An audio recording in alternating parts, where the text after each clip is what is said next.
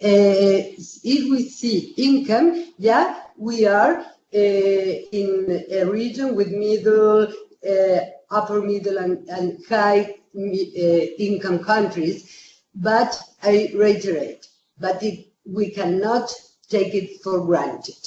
Despite that, it is actually the reality, and that is why this topic is of high relevance for the LAC region. But I do believe it's relevant for every single country in which operate.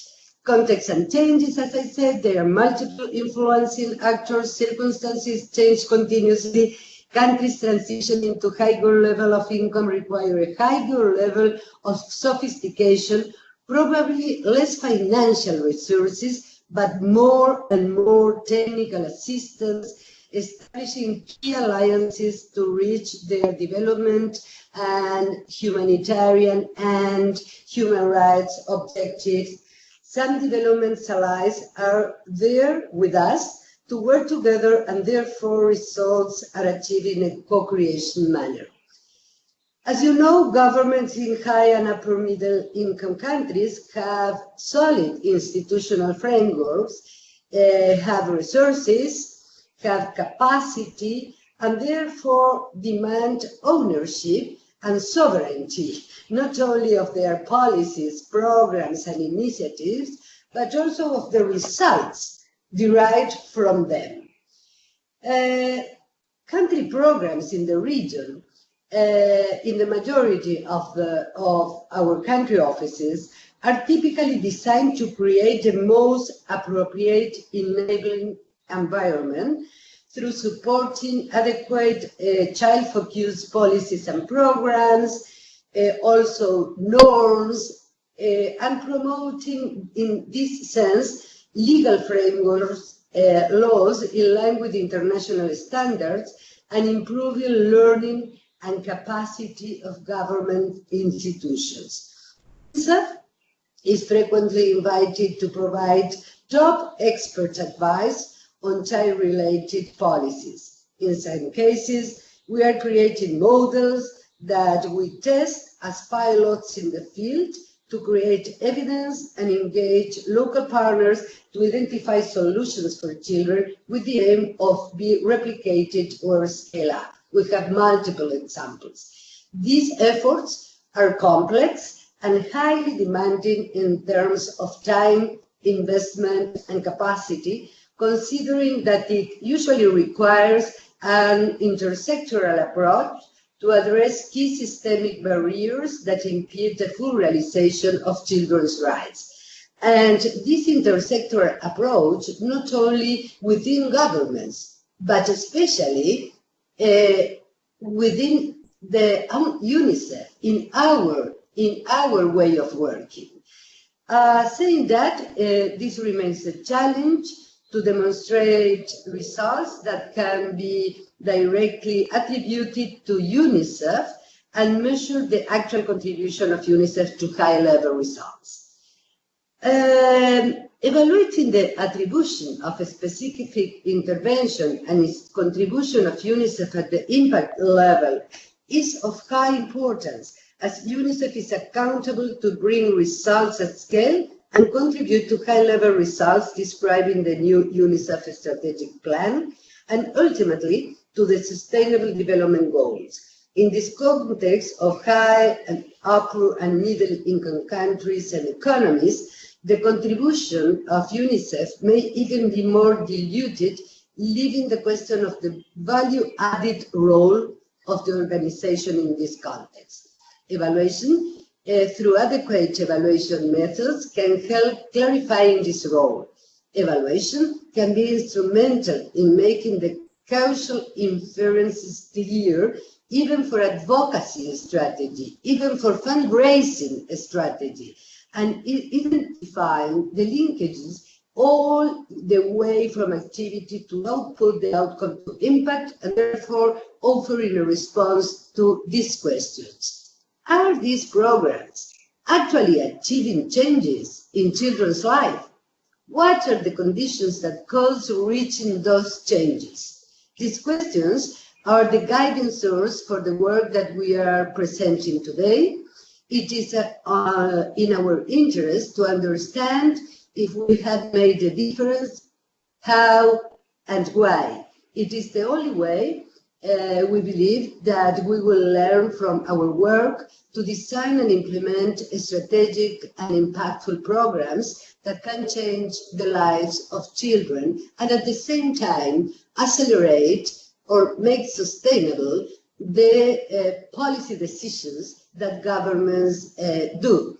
In that sense, I wish to reiterate, and I know that George agrees with me, that we need to be innovative, that we need to include in our reflection and obviously our evaluation strategy new paradigms. The qualitative evaluations are particularly meaningful as a complement to statistics and the traditional quantitative evaluations and data.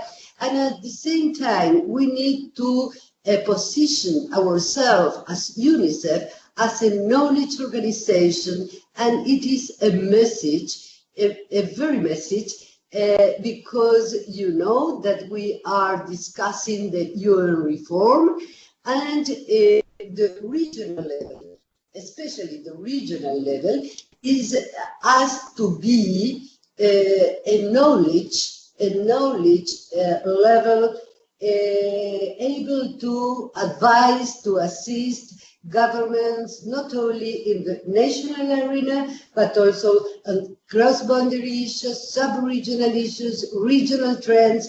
And we have here not only a challenge, but the responsibility to be well positioned in our relative and favorable added value, for example, in front of the economic and social regional commissions. Saying that, thank you very much. Enjoy this moment. And thank you again, all of you. Thank you, Mirella. I'm sorry because I have to run to the other meeting, but I absolutely committed to support in LAC as in the other regions, the other regional directors do. I am fully supportive of the evaluation policy and strategy of UNICEF. Back to you. Thank you very much, Marita. If there is no questions at this point, we're going to start the presentation. I'm going to move to my office, so it's going to take me 1 minute to go there because the presentation is uploaded in my computer. Yeah. Thank you very much, Marita, for the opening. And thank you, Marita. You've been very supportive on this work and looking very carefully of what we have been doing. Thank you so much. I'll be back. Well, and George, we are preparing, thanks to you, we are preparing a very excited session in our team. So waiting for you in Panama, and safe and good travel, George. Thank you, Marita, for all this support, and we look forward to working with you and your team on this exciting journey. And we'll see you in Panama in 2 weeks. Thank you. All the best. Mirella is already connected. Thank you. Okay. Thank you.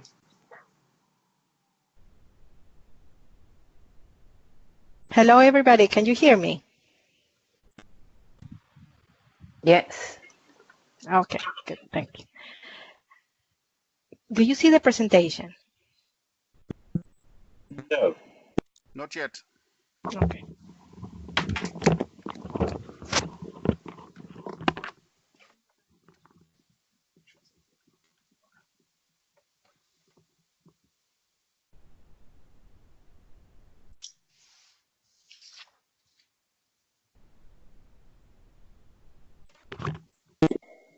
We see it now. Okay, great. So this presentation, it's about evaluating the contribution of UNICEF in high-income and middle-income countries in the LAC region. And as Marita was mentioning, we think that even though this has started here in this region. We think that, in talking to colleagues, we think that this work that we have done is actually very much relevant for the other regions as well. This work we have done in collaboration with different institutions. It has been developed in this region by a group of consultants from Mexico, and has gotten different reviewers from the World Bank, from universities, from different experts in Europe and in the United States and Canada, and they are all contributing to this work. It has been a very long journey, an interesting journey for us, and we believe that it's a work that is actually continuing. It doesn't stop here, because as many different methods, many different evaluation approaches are coming into the learning arena, we think that we are going to enrich even more this now framework that we have, and we can have different ways of assessing and evaluating our work. So the content is the following. We have 4 parts for this presentation. I'm going to guide you a little bit on the work of UNICEF in high and middle income countries in the LAC region. We have some evaluation consideration considered in this context. We have selected methods and approaches for the work, and we assess a little bit what is the organizational readiness to apply this work. So for the work that we have in the region, and Marita has already mentioned some of the characteristics of these upper, middle, and high-income countries in the region. Just to give you an overview, we are present in 35 countries. We have 24 country offices. And from these 35 countries, 27 are middle-income and high-income countries. So that's a significant number of countries. The work that we do is actually responding to a region that is the most unequal region in the world. We have very deep inequalities in the region for a long time. There are active economies. I mean, sometimes they go down, they go up in income, and they rely a lot on natural resources as well. We have a solid institutional capacity. Sometimes it weakens, sometimes it goes stronger, but there is a solid institution there that we have to take into consideration. The international aid somehow they are demanding less debt from, let's say, from a bank, international bank, development banks. But at the same time, they require that this organization accompany their development process with highly level technical capacity, technical assistance and expertise. There is a policy capacity, and analyzing policy. It's very well known in the region.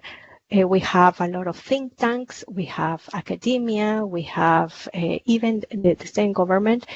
This is a very active community of analyzing policy. There are also multiple influencing actors, including the private sector, which are in some governments are working very closely with the governments, and so this is a complex, the complexity of this type of countries in the region. We try to make a scheme of what exactly it is what we are doing here in this context. So we kind of separate 3 main strategies that we use. One is we go create models with the governments. We do pilots, demonstrative projects. And these pilots and demonstrative projects somehow are outputs for our country programs, but not necessarily 100% run by UNICEF. There are also many actors involved in them. We have also, we are also supporting some scaling up of some some pilot initiatives, even government initiatives, not necessarily that have been born in UNICEF, but also they are trying to reach largest part of the population. And so we do some advocacy for scaling up with quality standards. We also do advocacy and technical assistance work, and this is in a large way, this is the main portfolio of what we have in this region. We inform, we try to influence policy. We are creating this somehow enabling environment that are pro-child policies, such as we work on making increasing budgets and expenditure for children. We support some policies, the formulation of laws, inclusive coordination mechanisms, and so on. So we have this comprehensive way of interacting in this region. Sometimes there is more weight on the advocacy work, sometimes there is more weight on supporting the scaling up work of national programs. So basically, this is what we do. On the upper part of this graph, you will see that this is related to basically to outputs, because somehow we have more control of what we do in these pilot initiatives. Sometimes we also do the advocacy work, and also at the advocacy level we do some work. So we have outputs related to each of these parts. There are also outcomes related to this, because we try to affect at the national level. And of course, our aim is to have an impact in the life of children, which is not completely attributable to the work of UNICEF, because there are many actors, and therefore we are talking about the contribution that we can do here. So we have very complex theory of change, and I know that we have a theory of change that we use for programmatic purposes that try to simplify the work that we do. But in reality, and when we do evaluations, we are going to unpack what is actually happening in the field, right? In the work that we do. So we have pilots. Sometimes pilots are, sometimes we support training of local staff. We have the participation in working groups. We have we supported technical assistance in the design. We have technical assistance in establishing M&E systems. We have technical assistance in setting protocol standards, and so on. There are a lot of activities related to the development of these pilots and demonstrative projects. This work is all related, and I try to highlight some of the aspects that we normally support, but it could be anything. So we are trying to say here that when we work with pilots, not necessarily is all our attribution to have this pilot running and to make sure that it works. On the scaling up and implementation of national programs, we also have a number of activities. We can work on the costing, we can work on situation analysis from different localities. We do advocacy also to get the buy-in from other local governments. We have technical assistance and advocacy, national standards, participation on working tables at the national level. We accompany scale-up processes, increase capacity of partner institutions, and so on. So there are a number also of activities that we do, and not necessarily we do this alone. So there are many parties also involved in this. Could be the government, could be the academia, could be other development partners, even development banks. And there is the connection between what we do with the pilots and the scale up, right? From the advocacy and policy influence level, we also have activities. So situation analysis at the national level with advocacy for increased expenditure in related matters. We have advocacy for international standards and commitments. We support the development of laws, etc. So there are a number of activities. I highlight some of them because, as you can see, when we talk about having a contribution of UNICEF, we are talking about something somehow what it can be shown in in the implementation activities that are not related, but are actually part of a whole bigger theory of change in which different actors interact. And these are all different connections that we see happening from pilots. We create evidence that influence policy. We have the scaling support, the scaling up with information from these field activities, but also advocacy is actually needed, and so on. So at the pilot and demonstrative project, we try to make a proof of concept from the evaluation side.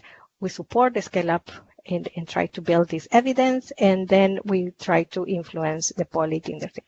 All of these actually help us to meet results at scale, and we have to know that we are not the only actor on this, but we have to interact with all of them.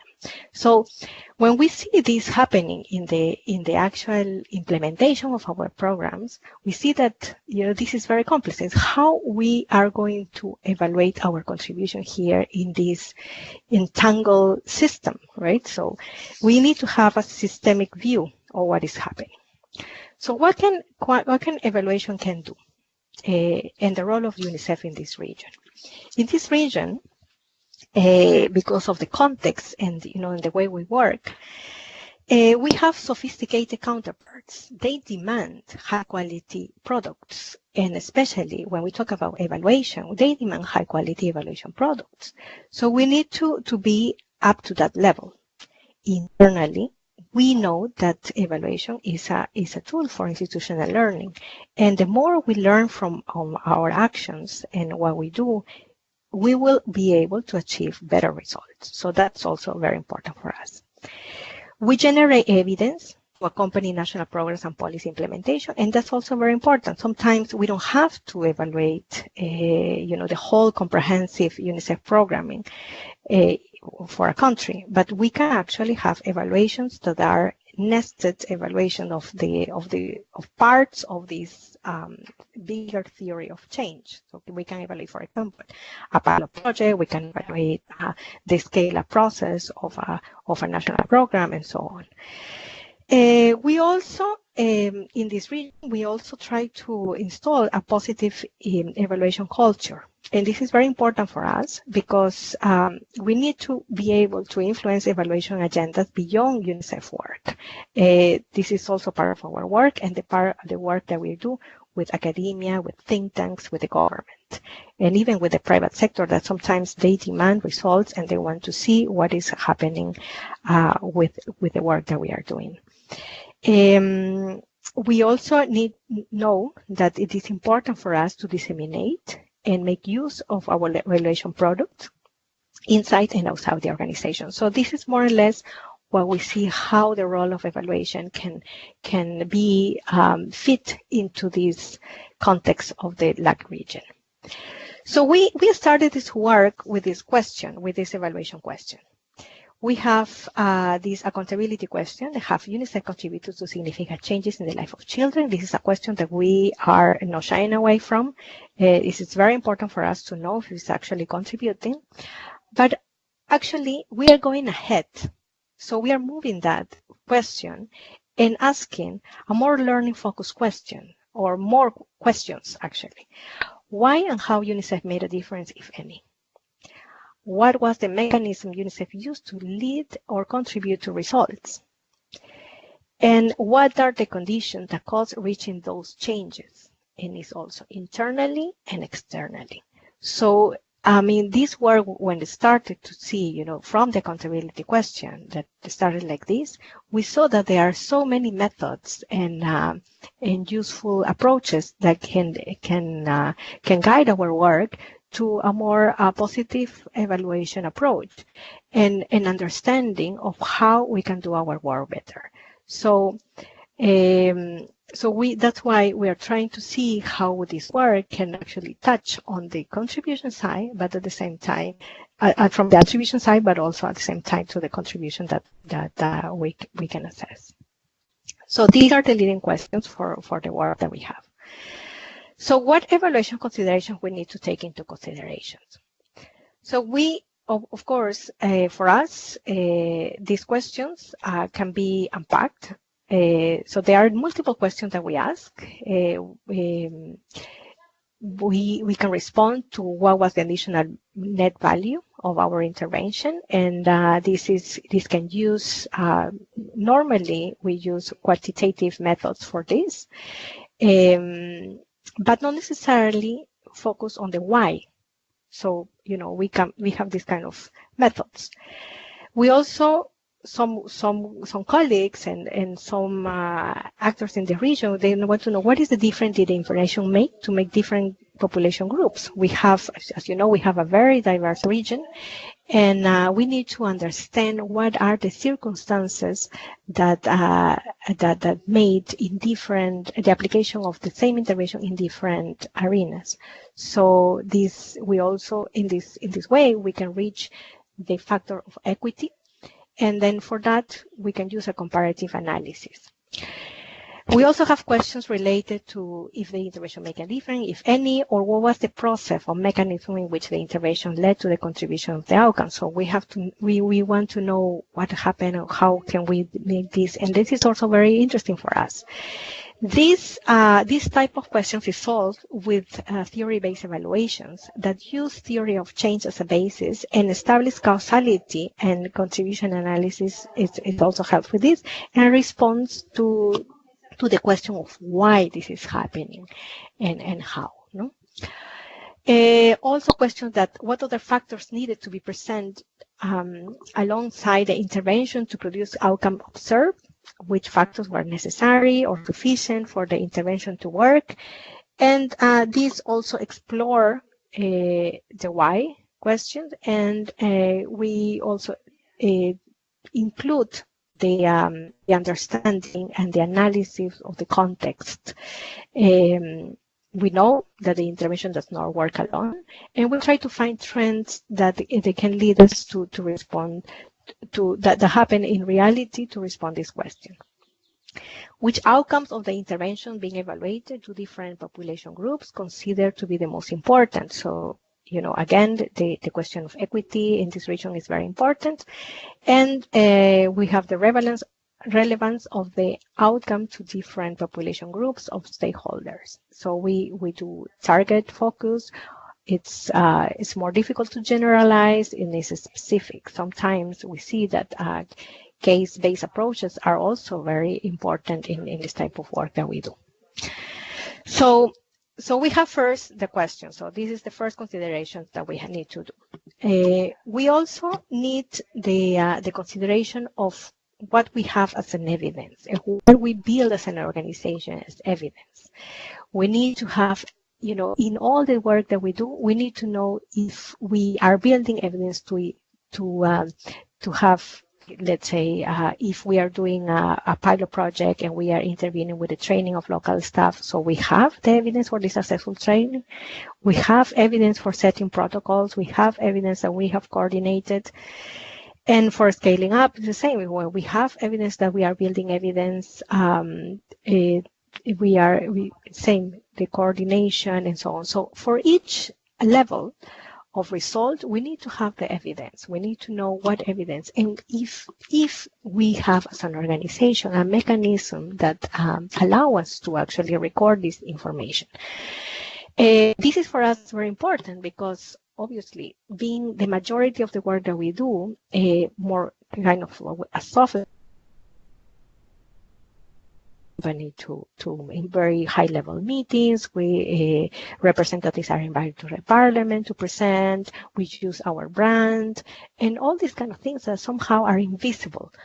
So what is that we have as a mechanism to actually to record this information?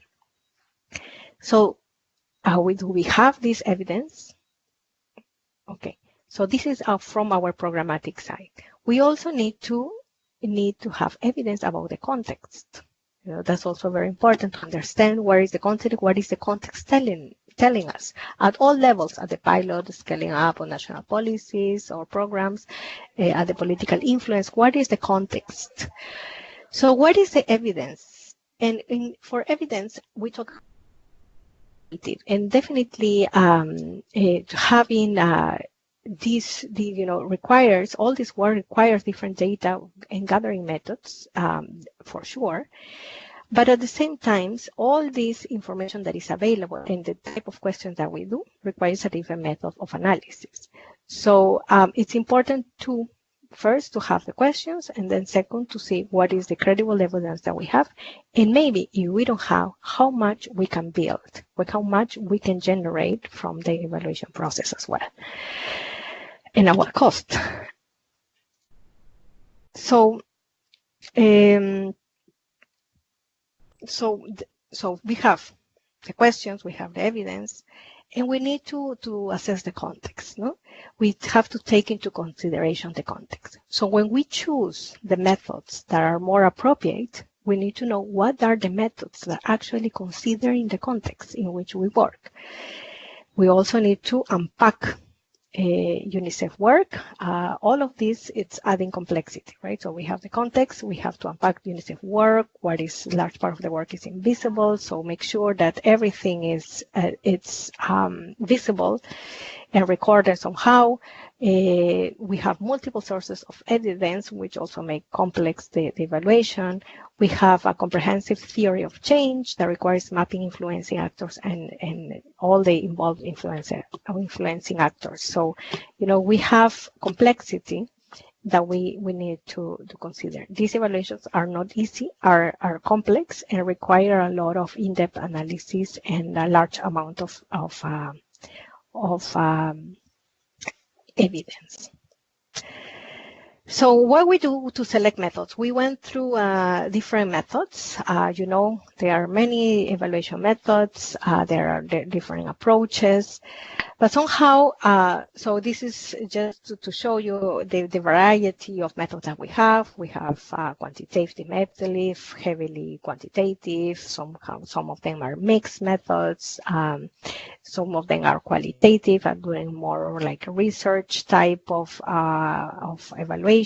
We have we use theory-based methods, and there are more and more. We are increasing all this portfolio of different methods.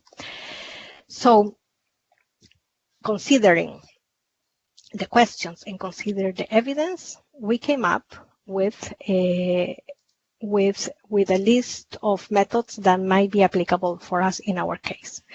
So we know that we have to make sure that we mix methods in our evaluations. So that's very important for us to have methods that allow coexistence. So one of the things that we thought, we identify as a major type of analysis is the contribution analysis. Most of the methods that are applicable for the type of work that we do are theory-based methods, but there's just one that is not theory-based that's also applicable, but that is in any specific case. So we want to apply principle of contribution analysis. Why? Because obviously there are many actors, and they are, when we are reaching high-level results, obviously there are different parts of the actors that are contributing, and of course the governments are at the driving seat. So we are selecting a few theory-based methods in the majority of cases, even when the analysis is about UNICEF. This contribution analysis that we talked before is necessary to see the bigger picture on a larger theory of change with multiple actors involved and their involvement. So that means that when you do the evaluation, you really have to have evidence that actually talk about the other actors as well. So you need to involve them in your evaluation process.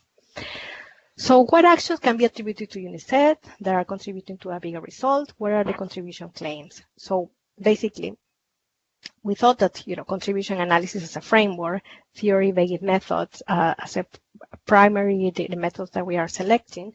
And on this, we need to be clear that, we have this large theory of change. We are identifying the causal claims that that we say that we have done. And then we apply the different methods.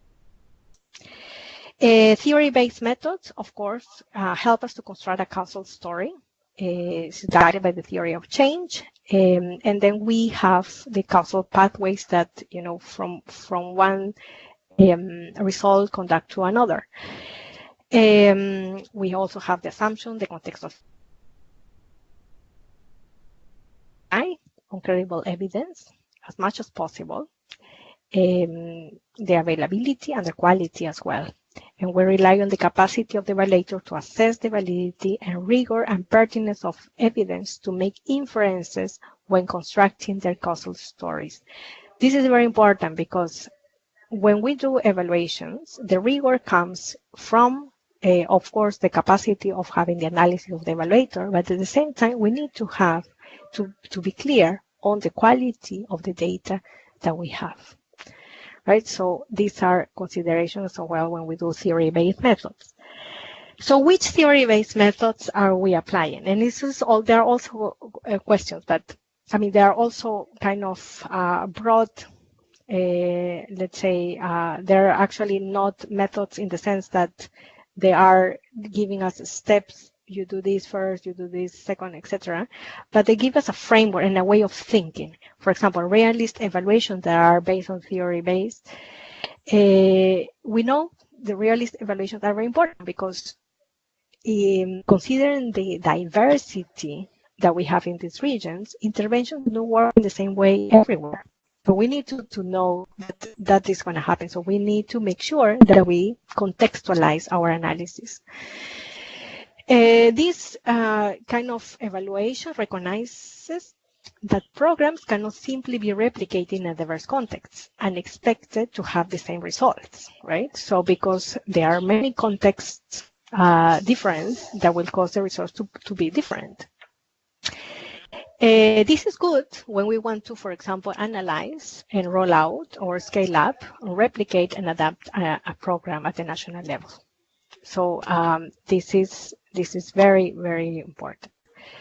So realist evaluation gives us let's say the way of thinking, and not to and to consider actually the context in which we operate.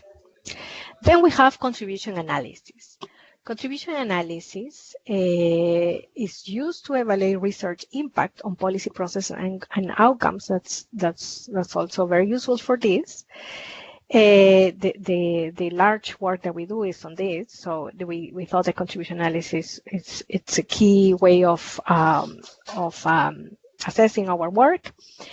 Evidence is used to reduce the about the contribution made. So it's actually evidence is not making the causal link credible. It's actually making less not credible. So this is how contribution analysis work.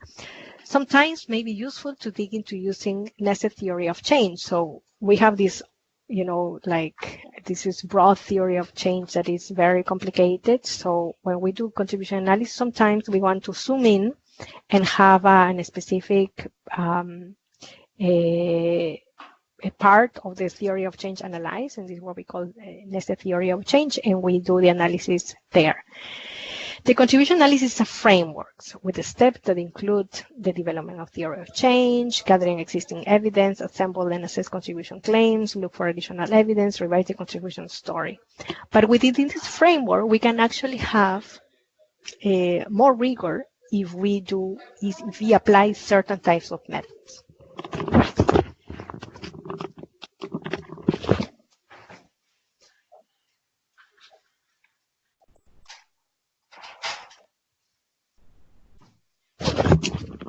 Can you hear me? Sorry, I think I got.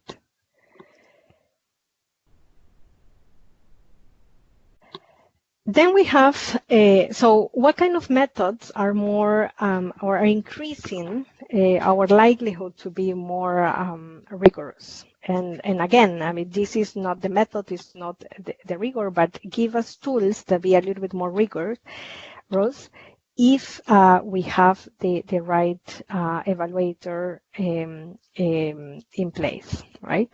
So we have this method is called process tracing. We have used process tracing to to evaluate one of our programs, and we have tested somehow the validity of the process tracing in the work that we do. We have some lessons learned there, but I'm just going to give you here an overview of what process tracing does. So process tracing responds to the how an intervention contributed to a result. So this is what we wanted to respond. It's a theory-based qualitative method. It's qualitative, but it's actually also using some quantitative information or data, but it's actually a qualitative method. And for investigating causal inference, so, we have, again, the theory-based method as an overall view. E assess within a case congruence to an expected theory of change. So we have to identify what is the cause, what is the effect, and identify evidence and their validity in the process. So how they assess the validity of the evidence. But just before that, it's good when there's no control group, but we want to do an ex post design, and we have a lot of qualitative data, right? So again, it focuses on increasing our level of confidence in the causal story. So, the arrow from one result to another, if it's actually happening. So that is where this method works. So it rests on the belief that all processes will show an empirical manifestation. So if we say that we have done a training, and that training has led to a more capacity of an institution, there are manifestations for it, that is observed will increase the confidence of its existence. So that we assess the confidence. What kind of information that we have to collect to make sure that this information is actually valid? So there are different ways. There are different types of data. We have what they call account evidence, which is normally the qualitative data that we get from interviews, focus groups, observational evidence, and so on. Then we have sequence evidence, and this tell us about how what happened in chronology. If this leads to this, if this happened here before or after. So it identify order of existence, right? Of processes. Then it also have pattern evidence. That relates to traces of activities that are in the form of patterns in the empirical record. For example, statistical patterns that suggest the presence of a phenomena. So you can use this kind of evidence as well. And then we have trace evidence. So it's evidence whose mere existence provides proof. Just because they exist, it's a proof for it. So it's like it's just the existence is something that we consider as an evidence. So we collect all this evidence, and then the process has a detective eye, and then revise over and over if the theory of change makes sense about the absence of this evidence, what would have happened in the hypothesis, or the presence of it, what would have happened, and assess the inferential weight. So it gives a weight to the evidence, and analyzes the difference on how supporting is the evidence if the hypothesis is true, and how supporting is the evidence if the hypothesis is false. The bigger the difference between these two, it makes the weight for this evidence. So it goes very much in deep in each of the causes that are affecting our result. Right. So this is what is done. These kind of methods highly dependent on the strength of the evidence. Right. So if we don't have strong evidence, it's very difficult to actually apply. Then we have evaluative methods that are not necessarily using theory-based, but actually can be used when we have different cases applying the same kind of intervention, similar intervention, and they are trying to reach the same outcome. So qualitative comparative analysis does this, and we also think that's very important for us because, for example, we have an intervention that is applied nationally in a country where different types of populations exist.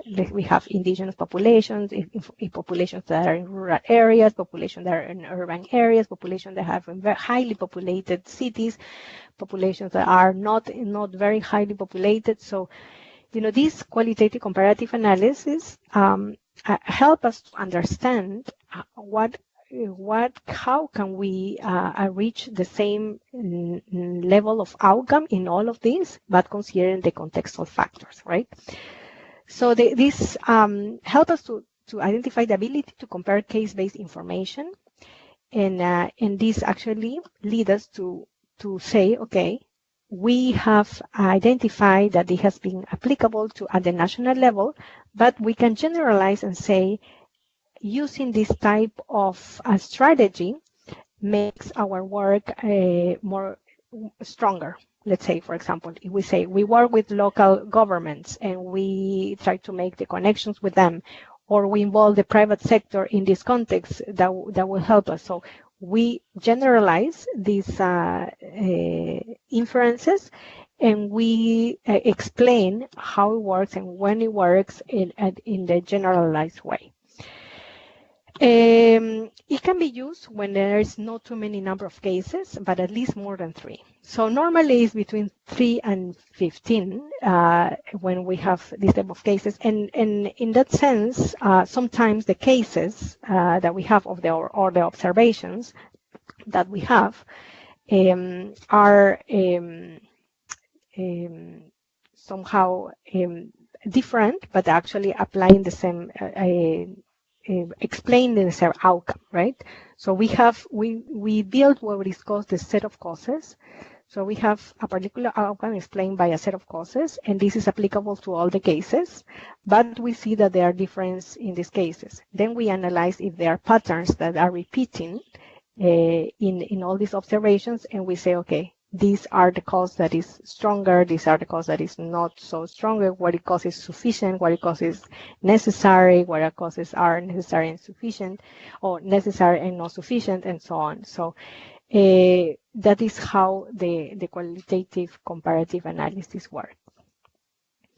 So after all of this, and considering that we have this question, considering that we need to have reliable information, so are we ready as an organization to apply this? First of all, we need to make sure that these kind of evaluations are also used. There is a purpose for this evaluation, and we think that digging into the use of the evaluation finding is very important because they are complex evaluation, they require a lot of effort, and also financially it's a very important investment.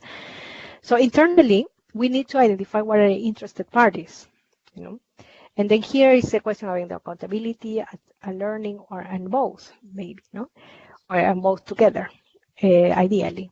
So we have HQ, regional office, country office, if we are evaluating the work in one specific country office. The other country office is interested in a shared approach, for example, applying qualitative comparative analysis. They cannot only be done in one country, can be done at sub-regional or regional level. How is it going to be used and by whom? What are the incentives or disincentives to invest in such exercise? So it's important that all these parties get involved internally, but externally also it requires a lot of engagement from external parties because we are dealing with a bigger theory of change where there are many actors, and why are they would be interested in participating in such exercise? So we have to analyze that and what is the interest in participating, what is the incentive or creating the incentive to participate in this exercise. Other UN agencies, maybe the government themselves. So it's very important when we do this evaluation, and in the technical note that we shared, talks a lot also about the consideration we use focus user-focused evaluations, UFEs. And that is very important, because in that way we can engage others to make sure that they are actually implementing an evaluation that is actually contributing to something and to make a change.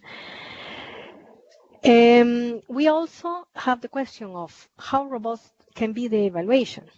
And then again, I'm going back to the question of the quality of the evidence, which can be quantitative or qualitative. So internally, who generates data and what is the incentive to do so?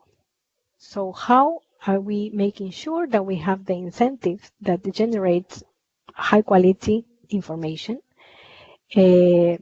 But actually, what we have seen when we have applied this method in one case study that we have done, documentation is not a common characteristic of program implementation, especially when referring to advocacy, technical assistance, and this kind of upstream work. So how we can actually make sure that we build this so we can apply this type of methods.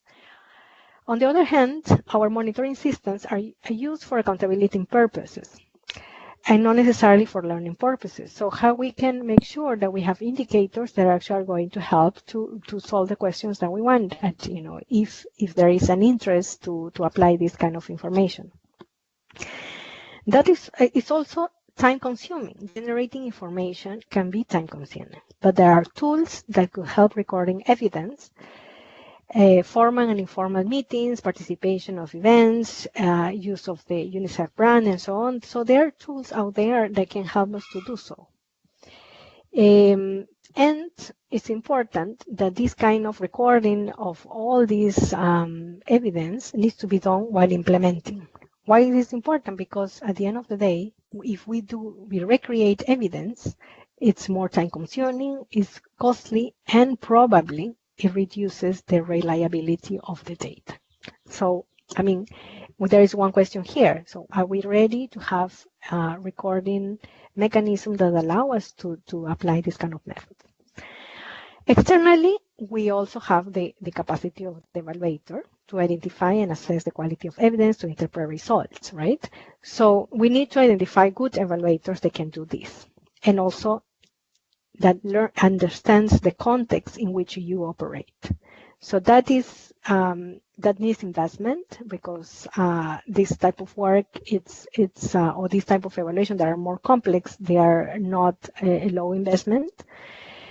And also because some of the methods, like process tracing of qualitative comparative analysis, are not widespread among the evaluation work, at least in this region, is not so much spread out. So we have to see whether we can identify the capacity. There is capacity, we know. We have been working with some experts in the US and in Europe that have been kind of training our colleagues here in some countries. So, there is expertise, and this expertise can be built. So that's on the bright side.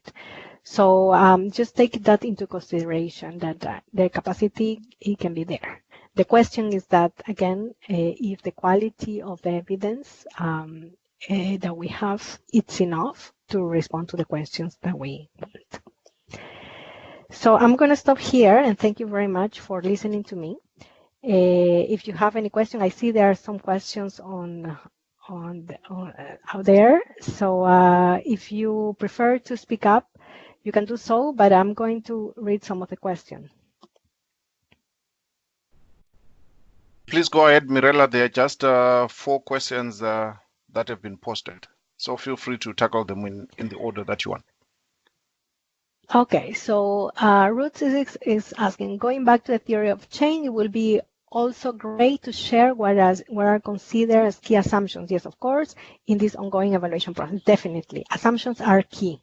When we talk about theory of change and the links that are causing from one cause to the result, of course, we need to know what are the key assumptions. And key assumptions also is applicable to the context, and this is the message that I wanted to convey. So definitely, Ruth, this is key assumptions are key, and especially considering that in intricate way of analyzing where there are many actors, it's very important to take that into consideration. On data quality, are there checks that are done on the quality of data that will be used during the evaluation, during the evaluability? Yes, of course. I mean, quality data, there is a very rigorous way of analyzing quality of data. So the report that I share with you, there are some methods that you could use. For that, of course, through triangulating information, making sure the validity of the quality of information, having different sources of information for the data and so on. That's part of it. So definitely analyzing the quality of data is key, right? So and as I mentioned, there are many ways of doing that. The evaluation literature shows us that is a very important part of the evaluation work.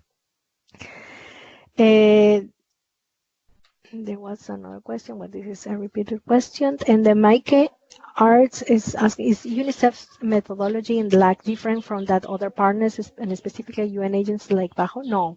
We use the same framework. No, we use the DAC criteria. Is the same, but we're trying to see how we can portray different questions or more, let's say, not different, but more applicable questions for the work that we do. Sometimes what I have seen working in evaluation in the last years is that we sometimes take templates of questions that are commonly asked for evaluations, and we are not necessarily applying it to the work that we do.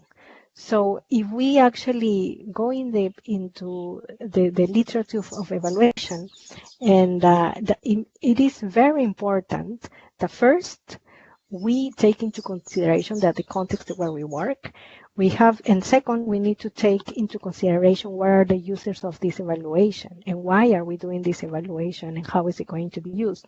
So, I mean, it's just a matter of not using a template or a guide as a main source.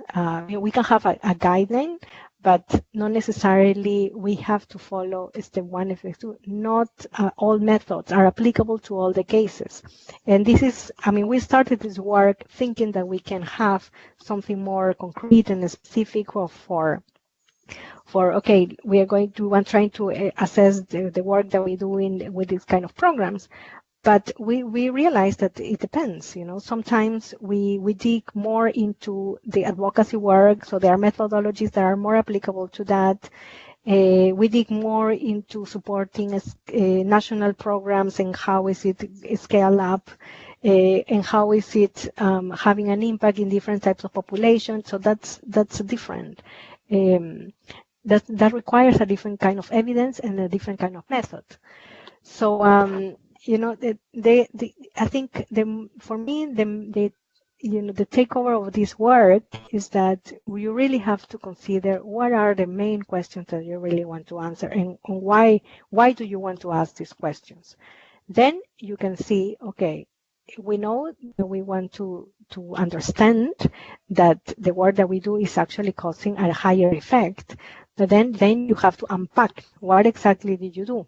No? So that's why it's important to have a very detailed theory of change and identify the validity between the one cause and the results one by one, assess the evidence that support the existence of this link, and then just move to the second type of intervention or another activity that you do the same, and then overall then you will find how you are connecting the dots towards a more higher level result.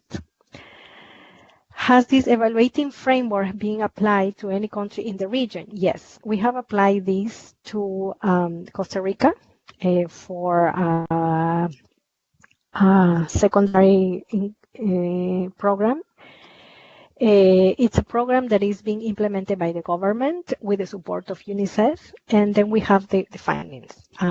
in that specific context, because of the questions that the country office wanted to respond to, because of the question that we as the regional office wanted to respond, and they considering the methods out there, we use process tracing for that. So it was, we actually chose that specific case because we knew that it was very well documented. So going back again to the availability and quality of data.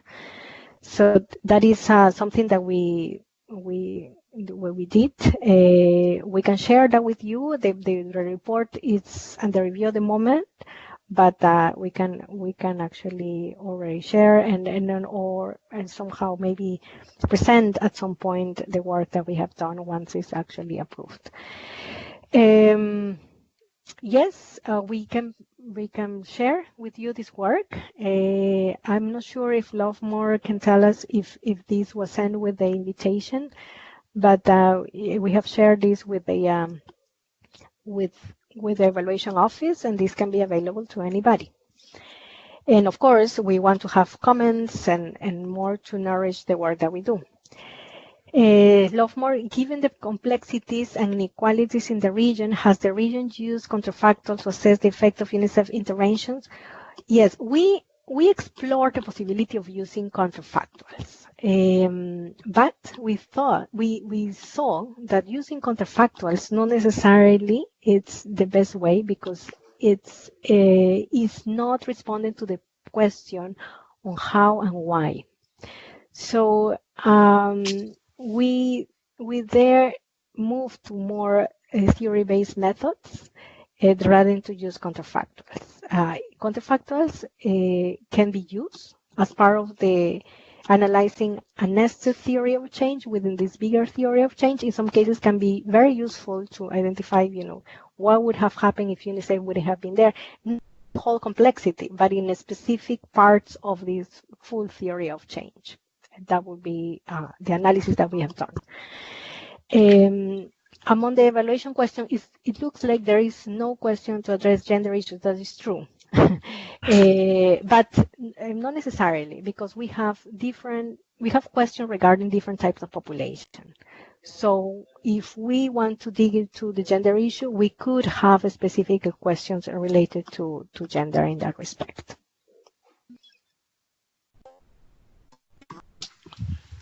Okay, thank you.